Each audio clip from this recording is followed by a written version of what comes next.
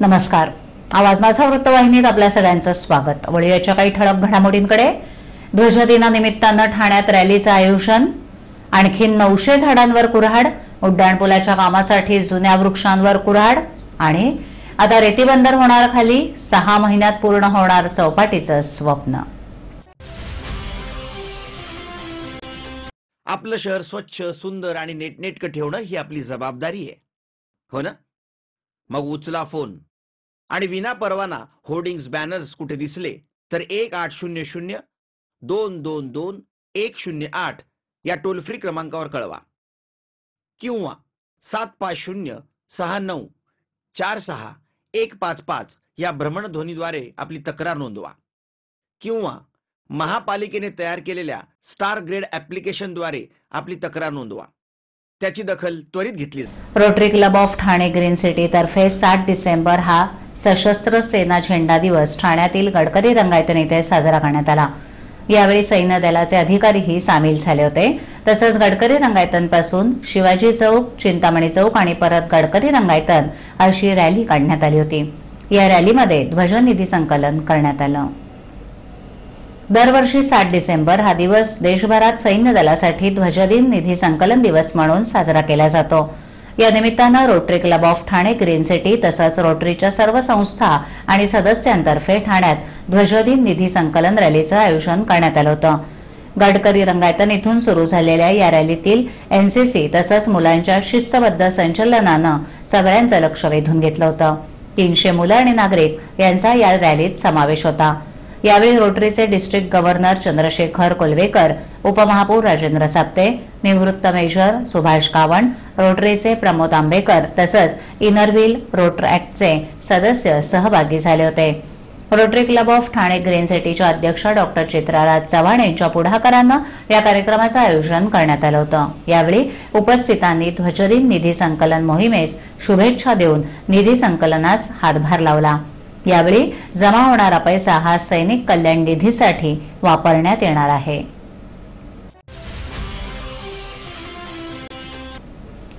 रस्ता रुंदीकरण, उड्डाणपूल तसंच विकास प्रकल्प यासाठी हजारो वृक्षांच्या कत्तलीस हिरवा कंदील दाखवल्याप्रकरणी वादाच्या भोवऱ्यात सापडलेल्या ठाणे महापालिकेनं आता घोडबंदर मार्गावरील गृहप्रकल्प तसंच रस्ता रुंदीकरणासाठी आणखी 912 वृक्षांच्या कत्तलीची तयारी सुरू केली आहे. मुंबई स्थित 2 बड्या बिल्डरांच्या प्रकल्पांसाठी 800 वृक्षांच्या कत्तलीस वृक्ष प्राधिकरणानं हिरवा कंदील दाखवल्यानं मध्यंतरी शिवसेना नेत्यांनी आक्रमक भूमिका घेतली होती. तसंच आतापर्यंत मंजूर झालेल्या वृक्ष कत्तलीच्या सर्व प्रस्तावांची उच्चस्तरीय चौकशी करण्याची मागणीही केली होती. याच पार्श्वभूमीवर पालिका प्रशासनानं एका बड्या बिल्डरच्या विकास प्रस्तावासाठी आणखीन काही वृक्षांच्या कत्तलीस मंजुरी देण्याची तयारी चालवली आहे. ठाणे शहरात बड्या बिल्डरांना त्यांच्या मोठ्या प्रकल्पांसाठी हिरवा गालिचा घालताना हजारोंच्या संख्येनं वृक्षांच्या तोडीसाठी वृक्ष प्राधिकरण समितीकडून परवानगी देण्यात येते. मुंबई स्थित एका मोठ्या बिल्डरला यापूर्वी देण्यात आलेली अशा स्वरूपाची परवानगी वादात सापडली असतानाच पुन्हा एकदा शेकडो वृक्षांच्या कत्तलीचे प्रस्ताव वृक्ष प्राधिकरणापुढे पाठवले जात आहेत. पोखरण रस्ता क्रमांक 1चं रुंदीकरण करत असताना रस्त्यालगत असलेल्या कंपन्यांना विकास हस्तांतरण हक्क प्रदान करण्यात आलेत. पालिका प्रशासन कितीही दावा करत असली तरी यामुळे शहरातील ठराविक बिल्डरांचे होत असलेलं चांगभलं पर्यावरणप्रेमींच्या नजरेतून सुटलेलं नाही. या रस्त्याच्या रुंदीकरणात आतापर्यंत शेकडो वृक्षांचा बळी गेलाय. जुन्या ठाणे शहरात MMRDAच्या माध्यमातून उभारण्यात येणाऱ्या उड्डाणपुलाच्या कामासाठी जुन्या वृक्षांवर कुऱ्हाड फिरवली जात असल्यानं ठाणेकर अस्वस्थ झालेत. महात्मा गांधी रस्त्यावर उभारल्या जाणाऱ्या उड्डाणपुलाची खरंच आवश्यकता होती का, असा सवालही या निमित्तानं उपस्थित होतोय. यासंबंधी ठाणेकरांमधून तीव्र प्रतिक्रिया उमटत असताना एकाही राजकीय पक्षानं ठोस भूमिका घेतलेली नाही. या पार्श्वभूमीवर पालिकेनं घोडबंदर परिसरात एका बड्या विकासकाच्या प्रकल्पासाठी आणखीन काही वृक्षांच्या कत्तलीचे प्रस्ताव पुढे आणलेत. घोडबंदर परिसरातील बाळकुंभ भागात ठाणे महापालिकेच्या सुविधा भूखंडावर सेंट्रल पार्क तसंच एका बड्या बिल्डरच्या विकास प्रकल्पातील डीपी रस्त्यासाठी तब्बल 912 वृक्षांच्या कापणीचा प्रस्ताव लवकरच वृक्ष प्राधिकरण समितीपुढे मांडला जाणार आहे. यासंबंधी नागरिकांच्या हरकती, सूचना मागवण्याची प्रक्रिया सुरू करण्यात आली आहे. एवढ्या मोठ्या संख्येनं वृक्षतोडीचे प्रस्ताव मांडले जात असल्यानं वृक्षप्रेमी ठाणेकरांमध्ये अस्वस्थता पसरली आहे.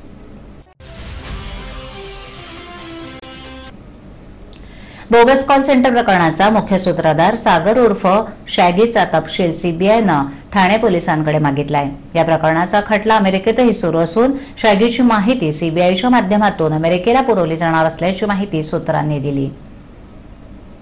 थकीत कराच्या नावाखाली अमेरिकन नागरिकांकडून खंडणी वसूल करणाऱ्या मीरा रोडवरील कॉल सेंटरचा पर्दाफाश ठाणे पोलिसांनी 4 ऑक्टोबर रोजी केला. याबाबत ठाण्यातील काशीविरा पोलीस ठाण्यात 1 आणि नयानगर पोलीस ठाण्यात 2 गुन्हे दाखल करण्यात आलेत. या प्रकरणातील पीडित अमेरिकेचे असल्यानं 19 ऑक्टोबर रोजी अमेरिकेच्या न्याय विभागानं सदर्न टेक्सास येथील जिल्हा न्यायालयात हे प्रकरण दाखल केलं होतं. ठाणे पोलिसांनी 3 गुन्ह्यांमध्ये 83 आरोपींचा तर अमेरिकेनं 32 आरोपींचा सहभाग दाखवला आहे. ठाणे पोलिसांच्या आतापर्यंतच्या तपासात शॅगी याचंच नाव मुख्य सूत्रधार म्हणून समोर आलं आहे. ठाणे पोलिसांच्या रडारवर 83 आरोपी असले तरी त्यापैकी केवळ शॅगीचंच नाव अमेरिकेच्या खटल्यातही समोर आलंय. अमेरिकेतील खटल्यातील इतर आरोपी अहमदाबाद येथील कॉल सेंटरशी संबंधित आहेत. त्यामुळे अमेरिकेनं सीबीआयच्या माध्यमातून केवळ शॅगीचा तपशील ठाणे पोलिसांकडे मागितला आहे.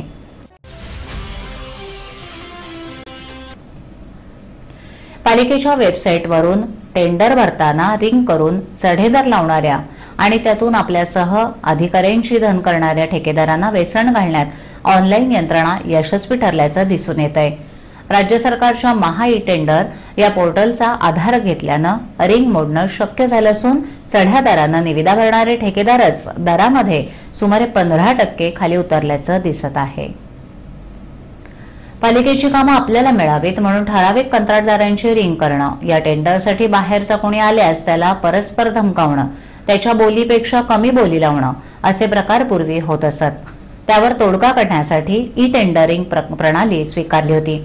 त्यातून पालिकेच्या वेबसाईटवर निविदा प्रसिद्ध होत ऑनलाईन टेंडरची सोय तिथे झाली. पण तेथील माहितीही आधीच फोडल्याचं दिसून आलं. अधिकारीच ती माहिती मर्जीतील ठेकेदारांना पोहोचवत असल्याचं उघड होत होतं. ठाणे महानगरपालिकेनं हे काम आउटसोर्स केलं, पण ती कंपनीही वादात सापडली होती. त्यामुळे गोपनीयता, निकोप स्पर्धा, त्यातून कामाचा दर्जा आणि पालिकेचा फायदा असे अनेक उद्देश साध्य व्हायला प्रक्रियेतील गोपनीयतेलाच पाय फुटले. त्यातून कामाचा दर्जा आणि पालिकेचा फायदा असे अनेक उद्देश साध्य व्हायला हवे होते, पण त्यांनाच हरतळ फासला गेला. या प्रक्रियेतील गोपनीयतेलाच पाय फुटले. त्यामुळे आयुक्त संजीव जयस्वाल यांनी राज्य सरकारच्या महा ई टेंडर या पोर्टलवर टेंडर प्रसिद्ध करण्याचा निर्णय घेतला. त्यामुळे ठेकेदारांना गोपनीय माहिती मिळेनाशी झाली. स्पर्धा वाढली, दर उतरले, अधिकाऱ्यांचा हिस्सा घटला, गैरव्यवहारांना आळा बसला, रिंग करणाऱ्या ठेकेदारांना चाप बसला. त्यातून पालिकेच्या तिजोरीला लागलेली छिद्र बुजवता आली. कॅडबरी जंक्शन ते पोखरण रस्ता क्रमांक 2चा सर्व्हिस रोड, जय भवानी नगर आणि वसंत विहार येथील रस्त्यांच्या काँक्रिटीकरणासाठी पालिकेनं 31 कोटींच्या घरात खर्च येईल असा अंदाज वर्तवला होता. त्यासाठीचे टेंडर 5 ठेकेदारांनी भरले. त्यातील फक्त एकाची निविदा मोठ्या रकमेची होती, तर 4 कमी दराच्या होत्या. प्रत्यक्षात 25 कोटी 15 लाखांना ठेका दिल्यानं पालिकेचे जवळपास 4 कोटी वाचले. शिवाय शहरातील इतर 8 ते 10 रस्त्यांच्या निविदा अंतिम टप्प्यात आहेत, त्याही साधारण 10 ते 15% कमी दरानं भरल्या जातील.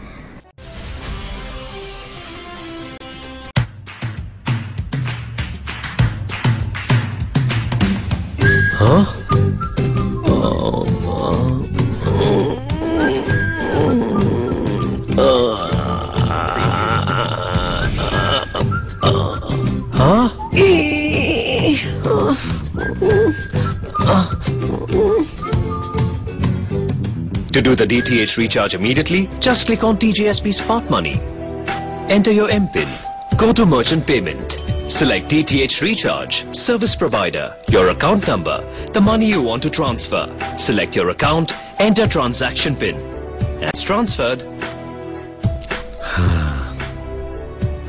ठाणे शहरातील अवैध धंदे आणि अनधिकृत डान्स बार, लॉजेस, गॅरेजेस, हुक्का पार्लर्सवर धडाकेबाज कारवाईनंतर ठाणे पालिका आयुक्त संजीव जयस्वाल यांचा मोर्चा आता पारसी क्रेती बंदरकडे ठाणे महापालिका आणि जिल्हाधिकारी यांची संयुक्तरित्या कारवाई सुरू करण्यात आली आहे. ठाण्यातील साकेत पुलाखालून पारसिक विसर्जन महाघाट ते रेल्वे ब्रिजचं सुरू असलेलं काम या सुमारे 4 किलोमीटर लांबीच्या पट्ट्यातील सर्व बांधकामं जमीनदोस्त करण्याचे आदेश दिले होते. त्यानुसार कारवाई करण्यात आली आहे. पुढील पावसाळ्याच्या आधी त्या ठिकाणी ठाणेकरांचे चौपाटीचं स्वप्न पूर्ण होणार आहे. त्यातच काही भूमाफियांनी भूखंड परस्पर विक्री केल्यामुळे त्यांच्यावर कारवाई होण्याचे संकेत जिल्हाधिकाऱ्यांनी दिलेत. तर याच कारवाईच्या दरम्यान अज्ञात व्यक्तीनं दगडफेक केल्यामुळे पालिकेच्या अधिकाऱ्यांच्या गाडीवर दगडफेकीची ही घटना घडली आहे. गेले काही दिवस शहरातील डान्स बार, लॉज, गॅरेजेस, हुक्का पार्लर्सवर धडाकेबाज कारवाई केल्यानंतर ठाणे महापालिका आयुक्त संजू जयस्वाल यांनी आपला मोर्चा पारसिक रेती बंदरकडे वळवला असून उद्यापासून रेती बंदरच्या सुमारे 4 किलोमीटर परिसरातील सर्व बांधकामे पालिकेच्या वतीनं पाडण्यास सुरुवात करण्यात आली आहे. साकेत पुलाखालून पारसिक विसर्जन महाघाट ते रेल्वे ब्रिजचं सुरू असलेलं काम या सुमारे 4 किलोमीटर लांबीच्या पट्ट्यातील सर्व बांधकामं जमीनदोस्त करण्याचे आदेश त्यांनी अधिकाऱ्यांना दिले आहेत. ठाण्यातील या कारवाईच्या दरम्यान रहिवाशांना पालिकेच्या वतीनं रेंटल पद्धतीच्या घरात जागा देण्यात आली आहे. तसंच त्या ठिकाणी व्यवसाय करणाऱ्यांना पालिकेच्या वतीनं औद्योगिक भूखंडावर पुनर्वसन करण्यात येणार आहे. तसंच या ठिकाणी 4.5 कोटी खर्च करून भविष्यात एक अद्ययावत चौपाटी उभारण्यात येणार आहे. या ठिकाणी चौपाटी हवी याकरता गेल्या वर्षभरापासून जिल्हाधिकारी कार्यालय आणि ठाणे महानगरपालिका यांच्या वतीनं प्रयत्न सुरू होते. ही कारवाई केल्यामुळे भविष्यामध्ये लीजधारकांना देखील त्याची दुकानं मिळणार आहेत. परंतु याच भूखंडावर अतिक्रमण करून भूखंड विक्री करणाऱ्यांवर देखील कारवाईचे संकेत जिल्हाधिकारी डॉ. महेंद्र कल्याणकर यांनी दिलेत.